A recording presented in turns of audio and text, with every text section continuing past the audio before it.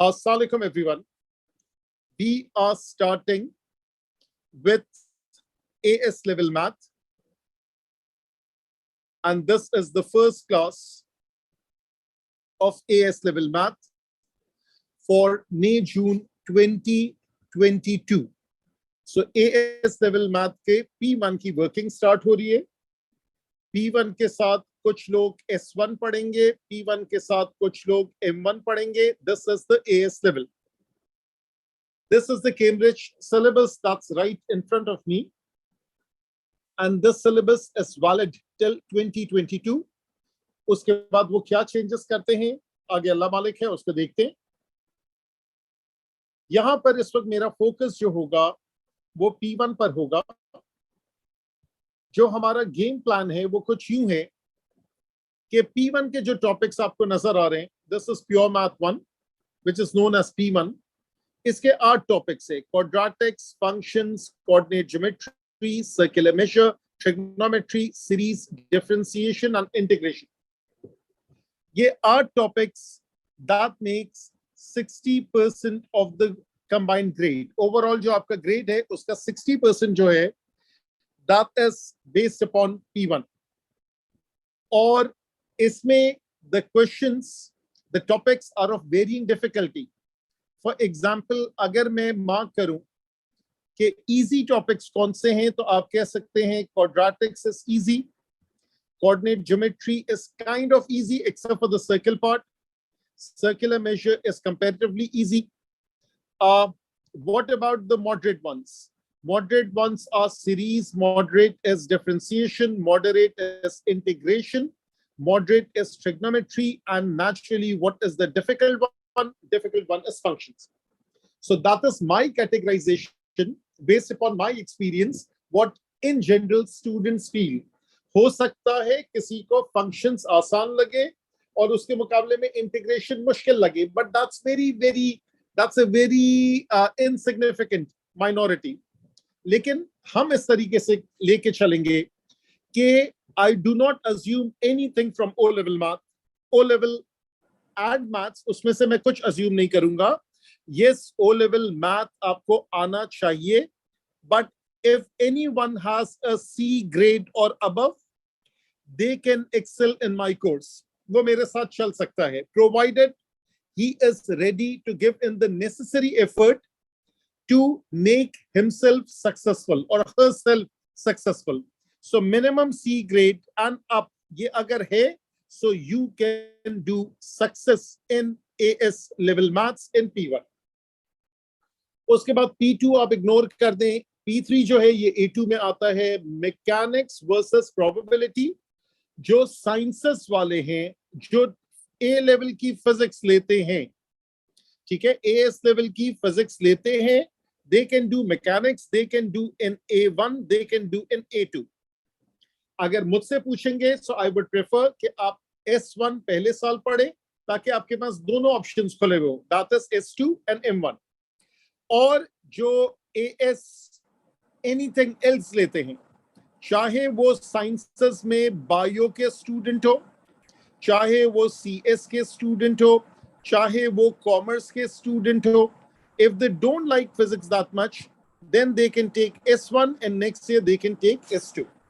अभी हम इसके सिलेबस की बहुत ज्यादा डिटेल में नहीं जाते हैं. Let me get started with pure maths P1 ताकि आपको पता चले कि how things are gonna go. This is the topical book that I'll be using और इसमें past papers के questions हैं. और जो पास पेपर के क्वेश्चन है, they are categorized year wise. उसको मैंने हटा दिया because I like minimalistic attitude. और उसके अंदर जो है वो जो है ये क्वेश्चंस हम लोग आगे लेके चलेंगे. So let me get started and let me start today with circle equation. So circle equation is our first topic जिससे हम स्टार्ट करेंगे. And this is part of coordinate geometry of P1. तो जिन्होंने अभी तक अपना पेन, पेंसिल, रजिस्टर, कैलकुलेटर अपने पास नहीं रखा हुआ है, I'll give them time. वो पहले ये चीजें ग्रैब कर लें तब तक मैं थोड़ी देर के लिए रिकॉर्डिंग को पॉज करता हूं।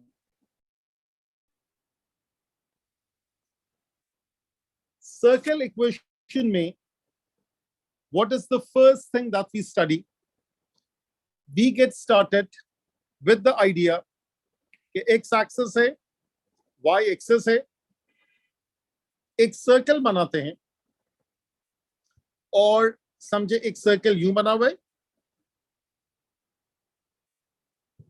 और इस सर्कल का जो सेंटर है that is h, k. There is a point on the circle that is labeled as x, y. एक सिंपल सा आइडिया लेते हैं, उस आइडिया से हम लोग स्टार्ट करेंगे with equation of circle. Equation of circle I तो कैसे आई? आपने ओ लेवल मैथ्स में पढ़ा हुआ है, that is the concept of distance between two points. अगर दो पॉइंट्स है, फॉर एग्जाम्पल अगर एक पॉइंट है ए x1 y1, दूसरा पॉइंट है B x2 y2, then the length of the line segment AB, the distance between 2 points AB, that is x2 minus x1 whole square, y2 minus y1 whole square, the whole thing under root. यहां पर एक point है center of the circle and this is P. So distance from center to any point on the circumference of the circle, that is x minus h whole square, y minus k whole square under root. ये आपका answer आ गया। लेकिन what is CP equals to? But magnitude of CP should equals to R, where R is the radius of the circle. बात समझ में आ रही है? R is the radius of the circle. So therefore, square root x square x minus h whole square, y minus k whole square is equals to R, square both sides. So when you square both sides, what do you get? You get x minus h whole square, y minus k whole square is equals to R square. This is the equation of a circle. This is called the standard form of equation of circle. X and y, they are as usual variables. H and k is the center of circle.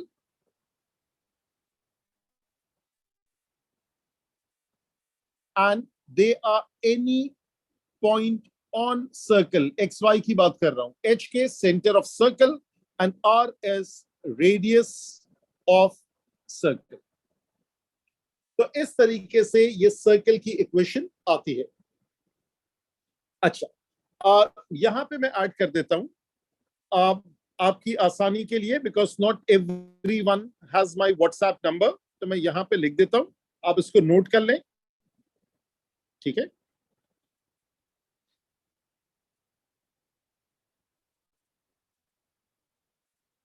तो आपको अगर कोई सवाल हो तो आप मुझे वहां लिख के भेजिएगा, वॉइस नोट नहीं कीजिएगा, क्योंकि क्लास के बीच में वॉइस नोट सुनना पॉसिबल नहीं होगा, ठीक है? That is my WhatsApp number. और कोई इंफॉर्मेशन मुझे आपको देने की जरूरत है? यस, ये फिर मैं यहां लिख देता हूं, और ये फिर अगर आपको इससे कनेक्ट करना है तो इससे कनेक्ट कर लीजिएगा। Let me move on. अच्छा, अब मैं क्या करूं? अब किस टाइप के क्वेश्चंस मैं निकाल सकता हूं? अब मैं क्वेश्चंस निकाल सकता हूं दो किस्म के।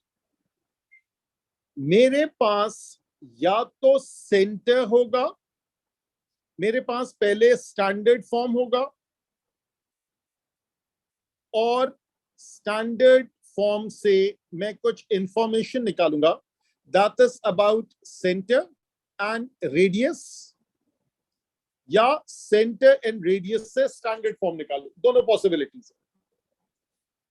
For example, x minus 1 whole square, y minus 2 whole square is equals to 3 square. इसके नीचे आपने स्टैंडर्ड फॉर्म लिखा, that is x minus h whole square, y minus k whole square is equals to r square. Comparing coefficient किया, minus h is minus 1, minus k is minus 2, r square is 3 square. Therefore, what do you get? You get h is equals to 1, you get k is equals to 2, you get r is equals to 3. Therefore, 1, 2 is the coordinate of center of the circle and radius is 3 units. Simple सी working इस तरीके से हो गई. ये पहली example होगी.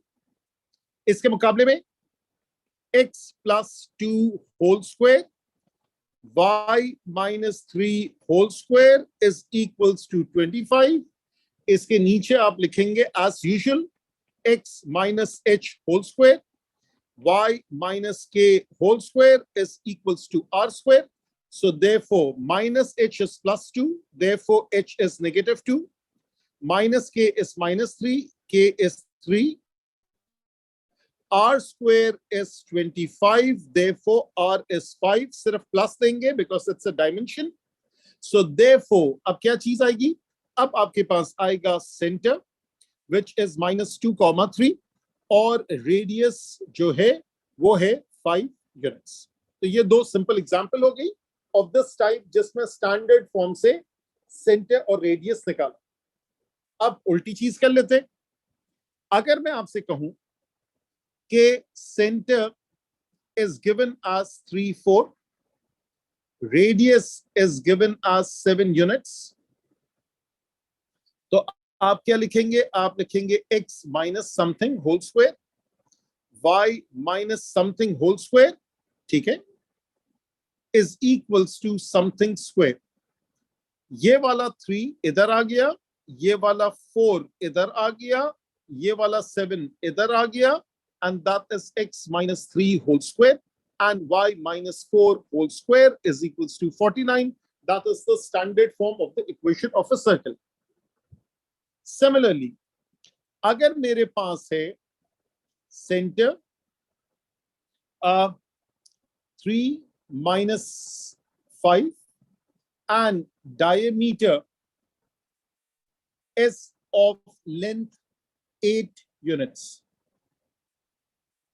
तो अब आपको क्या चाहिए? आपको सबसे पहले इसके नीचे लिखना होगा therefore जो आपका रेडियस है is of 4 units. पहला काम ये किया और दूसरा काम क्या है? वही standard form x minus something whole square, y minus something whole square is equals to r square.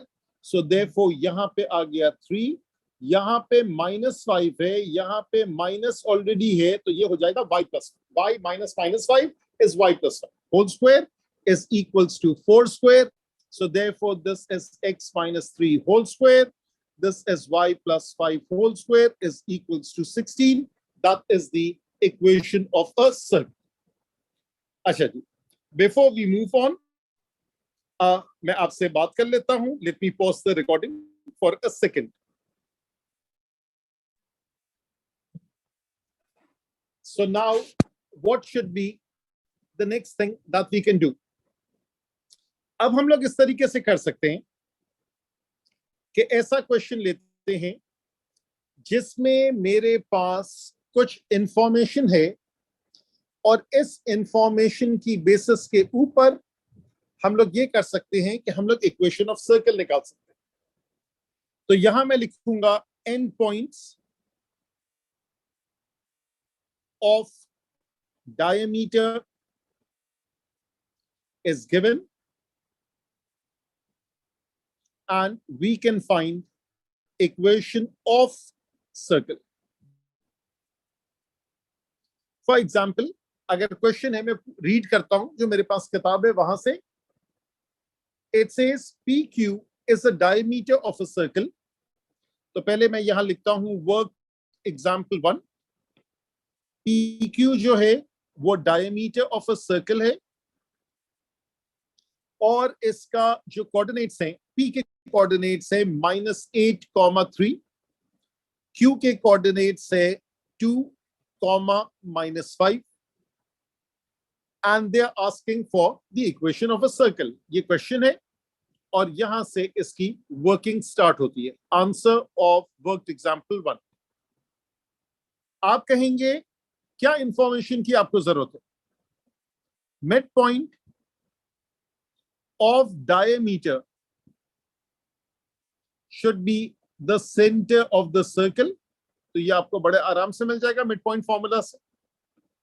दूसरी piece of information, the distance from P to C is the radius. The distance from C to Q is the radius, where C is the center. Center of circle को मैंने C लिखा है और इसको मैंने यहां से इरेज कर दिया. या ऑल्टरनेटिवली क्या हो सकता है? Alternatively half the magnitude of PQ, that is the radius. सही है? And of course, you can plug all of the information, plug all info in equation of circle, the standard form. ठीक है, ये आप इसको कर लेंगे. अच्छा जी, बिस्मिल्लाह करते हैं. आपके पास है -8, 3, so P is -8, 3. आपके पास Q जो है that is ये क्या चीज हो गई इसके अंदर? ठीक है, so P is -8, 3. Q is 2, -5.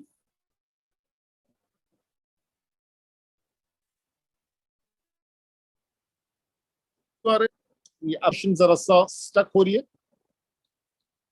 I think I need to get started with this.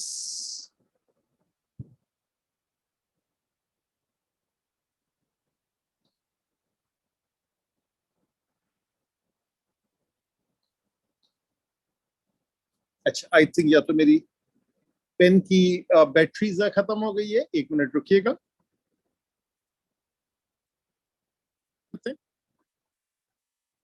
अच्छा जी, there was a slight technical glitch. Let me go back to this question. Scenario क्या है? Scenario ये है कि end points of a diameter is given. तो end points क्या है? एक P है, एक Q है और ये PQ के कोऑर्डिनेट्स हैं. मेरे पास इंफॉर्मेशन क्या है? मेरे पास इंफॉर्मेशन ये है कि I have the midpoint. The midpoint of the diameter is the center of the circle C. Distance from P to C, या C to Q, that is the radius. Half of PQ is also the radius.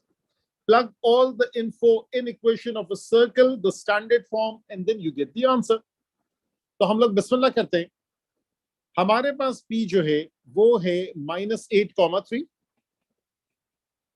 हमारे पास जो Q है that is 2, -5. हम इसका mid point निकालते हैं. that is -8 + 2 divided by 2, 3 + -5 divided by 2. तो ये हो जाएगा -6/2 is -3 and this is -2/2, that is -1. that is the midpoint. Or midpoint is actually the center of the circle C, which is -3, -1. C से लेके P, that is the radius. C से लेके Q, that is the radius. This is easier to do rather than कि आप उसको आधा करते फिरे.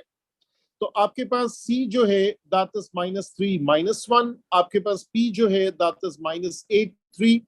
आपके पास CP की जो लेंथ है -3 -8, that is -3 -8 the whole thing square and -1 -3 the whole thing square under root. तो ये कितना हो गया? -3 + 8 is 5. -5 square is 25. This is 16. Square root, that comes out to be √41 units. Therefore, the equation of circle in the standard form, because there is also another form, that is x minus h whole square y minus के whole square is equals to r square. यहां पे आ गया √41 का square, यहां पे -3 था तो वो हो गया +3, यहां पे -1 था वो हो गया +1। Therefore, the equation is x plus 3 whole square, y plus 1 whole square is equals to 41. That is the equation of the circle. तो माशाल्लाह से ये हम लोगों ने एक और कॉन्सेप्ट कर लिया कि डायमीटर के एंड पॉइंट्स दिए हुए होंगे तो किस तरीके से हम इक्वेशन ऑफ सर्कल निकालेंगे, इस तरीके से हम लोग निकालेंगे।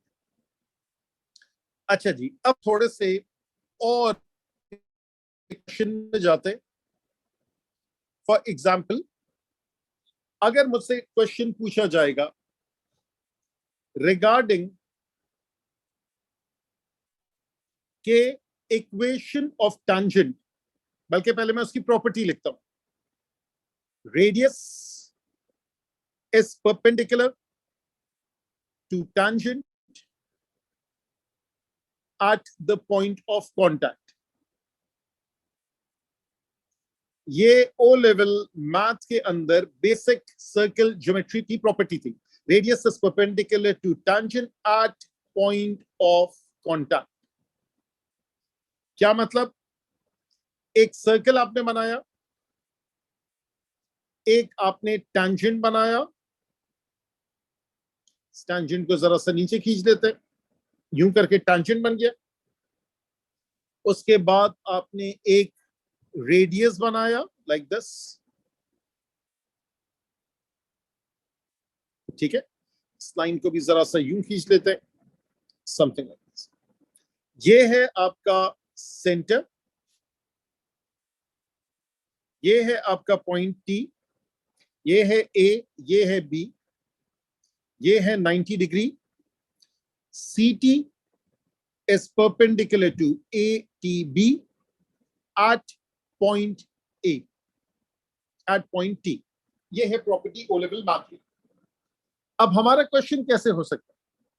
फॉर एग्जाम्पल, अगर मेरे पास क्वेश्चन है कि एक पॉइंट है, for example equation of circle is given. ये हो गई हमारी work example 2। Equation of circle जो आपको मिली है that is x minus 2 whole square,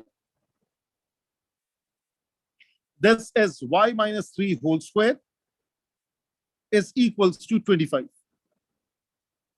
पहला पार्ट वो कहेगा prove that the point 5 and -8 lies on the circle जिसकी इक्वेशन ऊपर गिवन है। ठीक है, पहले हम ये करते हैं। Second part, hence find equation of tangent to the circle at point 5 and -8। इसका नाम रख देते हैं Q, इसका नाम रख देते हैं Q। अब इसके सॉल्यूशन पे आ जाए। Solution work example 2। How can I prove that the point lies on a circle? Simply plug in Q 5 -8 in circle equation। दोनों साइड्स बराबर होनी चाहिए। x -2 whole square, y -3 whole square is equals to 25। आपने यहां लिखा x की value 5 ली, y की value -8 ली, इसको प्लग इन किया। यहां पे जब आप प्लग इन करेंगे तो 5 -2 होल स्क्वायर -8 एंड -3, ठीक है। मेरे ख्याल से ये पॉइंट लाई नहीं कर रहा, सो -8, ये है 5 एंड -8, तो ये वाला जो है ये आई थिंक कोई और पॉइंट होना चाहिए। There might be a mistake in this.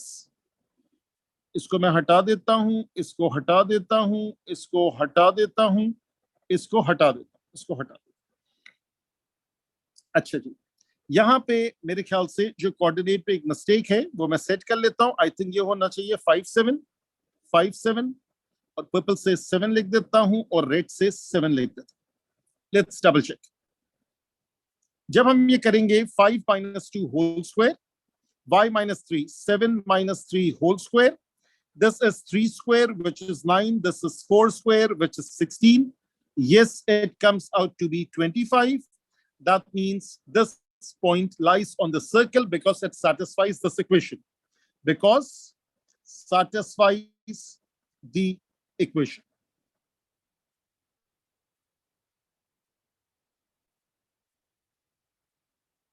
ये वाली चीज हो गई। सेकेंड पार्ट में है, अब मुझे इक्वेशन ऑफ टेंजेंट निकालना।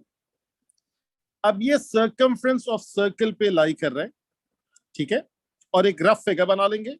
ये आपका सर्कल है, ये आपका जा रहा है टेंजेंट,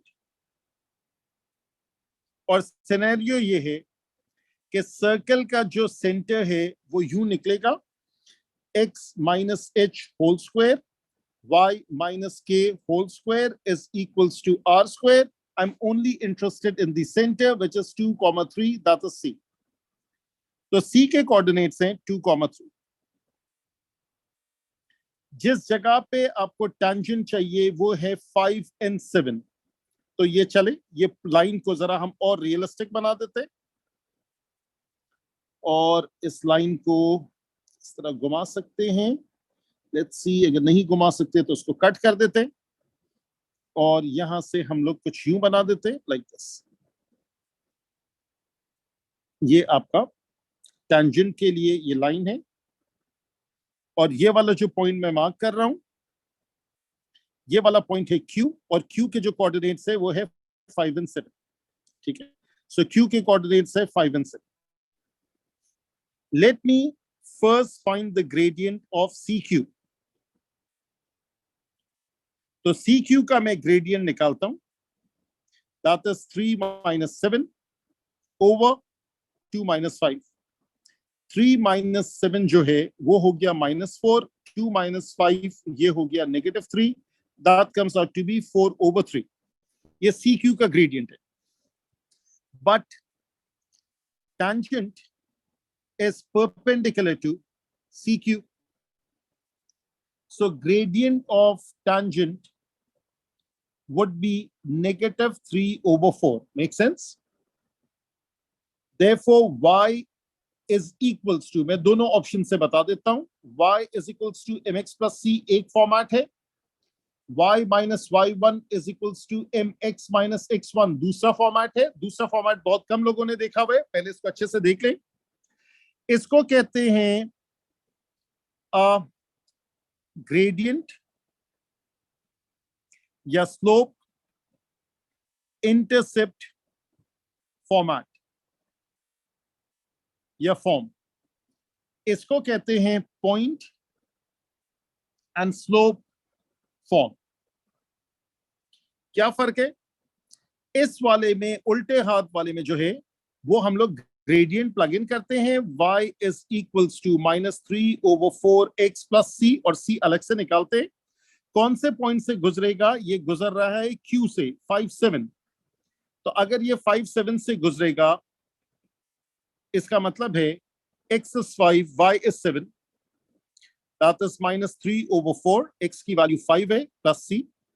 therefore 7 को 4 से मल्टीप्लाई किया, that is -15 plus 4c. This is 7 4s are 28 plus 15, that is 33, 43. So 43 over 4, that comes out to be c. Therefore your equation is y is equals to -3/4 x plus 43 over 4. इसको यूं भी लिख सकते हैं 4y is equals to -3x plus 43. इसको यूं भी लिख सकते हैं 4y plus 3x is equals to 43, या 4y plus 3x minus 43 equals to 0, जो भी फॉर्मेट एग्जामिनर कहेगा। ये एक तरीका। दूसरा तरीका द स्लोप इंटरसेप्ट फॉर्म। यहां पे आप स्लोप प्लग इन करेंगे विच इज -3/4 और पॉइंट प्लग इन करेंगे 5 7।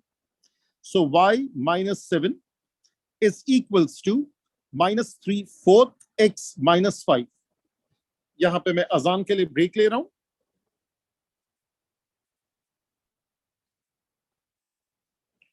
अच्छा जी, सो हम लोग ये कर रहे थे कि y minus y1 is equals to mx minus x1, the point slope form. ये आपने पॉइंट लिखा है, 5 7 है तो 5x की जगह गया, 7y की जगह गया, यहां ग्रेडियंट आ गया. You can leave the answer as it is if the examiner has not specified any particular format. This is perfectly fine. लेकिन अगर आपको मूड हो रहा है जरा सा सिंप्लीफाई करने का तो क्रॉस मल्टीप्लाई करें. 4y minus 28 minus 3x plus 15. Therefore, 4y minus 28 plus 3x minus 15 equals to 0. So therefore, 4y minus plus 3x minus 43 equals to 0. हो सकता है एग्जामिनर कहेगा leave answer in the form ax plus by plus d equals to 0, where a, b and d are integers to be found. यानी हमें इस format में लिखना है, इस ऑर्डर में लिखना है. सो देयरफॉर आप क्या लिखेंगे? 3x plus 4y minus 43 equals to 0. नीचे क्या लिखेंगे? ax plus by plus d equals to 0. What is the value of a? 3. What is the value of b? 4. What is the value of d? Negative 43. ठीक है, तो ये हमने question किया जिसमें कोऑर्डिनेट ज्योमेट्री आ गया. बाय द वे, जो हम सर्कल पढ़ते हैं, circle equation, that's part of coordinate geometry. जो कोऑर्डिनेट ज्योमेट्री से लोगों के जहन में क्या आता है? कोऑर्डिनेट ज्योमेट्री से लोगों के जहन में आता है कि आपका स्ट्रेट लाइन. लेकिन मैं दो चीजें मैंने नहीं, एग्जामिनर ने डाली है. इसमें स्ट्रेट लाइन कोऑर्डिनेट ज्योमेट्री भी आ गया, इसमें सर्कल की कोऑर्डिनेट ज्योमेट्री भी आ गई. So coordinate geometry, which used to be a harmless chapter in the beginning, it's now a little bit more difficult than before. तो आज की क्लास पे हम लोग यहां तक रोकते हैं और हमने जो चीजें स्टडी की है वो एक नजर देख लीजिएगा. अगली क्लास में इससे आगे चलेंगे. Take care. अल्लाह हाफिज.